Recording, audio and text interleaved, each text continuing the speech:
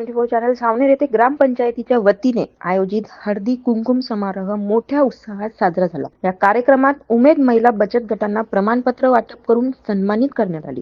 नागपूर जिल्ह्यातील सावनेर ग्रामपंचायत हनुमान मंदिर हॉलमध्ये सरपंच सौ अर्चना विनोद ठाकरे यांच्या नेतृत्वाखाली हा सामूहिक हळदी कुंकुम सोहळा पार पडला। सावित्रीबाई फुले, माँसाहेब जिजाऊ आणि राजमाता अहिल्यादेवी होळकर यांच्या प्रतिमाचे पूजन करून कार्यक्रमाला सुरुवात झाली। सावनेरच्या महिला भगिनी मोठ्या संख्येने उपस्थित होत्या। संक्रांती निमित्त जानेवारी महिन्यात हळदी कुंकुम हा महिलांचा एक खास क्षण असतो। फक्त धार्मिक किंवा सांस्कृतिक कार्यक्रम नसून महिलांच्या सन्मानाचा, एकतेचा आणि आपुलकीचा उत्सव आहे। अशा कार्यक्रमामुळे महिलांना एकत्र येण्याची, संवाद वाढवण्याची आणि नातेसंबंध दृढ करण्याची संधी मिळते, असे मत सरपंच सौ अर्चना ठाकरे यांनी व्यक्त केले। महाराष्ट्र राज्य ग्रामीण जीवनोन्नती अभियान उमेद अंतर्गत सावनेर येथील बचत गटातील महिलांचे स्वागतही करण्यात आले। उत्कृष्ट कामगिरी करणाऱ्या बचत गटांना प्रमाणपत्र देऊन सन्मानित केले। ग्रामसखी सौ रुपालीताई सुभाष नाकाळे आणि जयश्रीताई इंगोले यांचा विशेष सत्कार झाला। आशा कार्यकर्त्या सौ पद्मा ढगे आणि शालिनी इंगोले यांनाही प्रमाणपत्र देण्यात आले। तसेच सर्व बचत गटांना प्रमाणपत्र वाटप करण्यात आले। कार्यक्रमाला उपसरपंच शीतल रुपेश नारनवरे, ग्रामपंचायत सदस्य श्रुती गावंडे,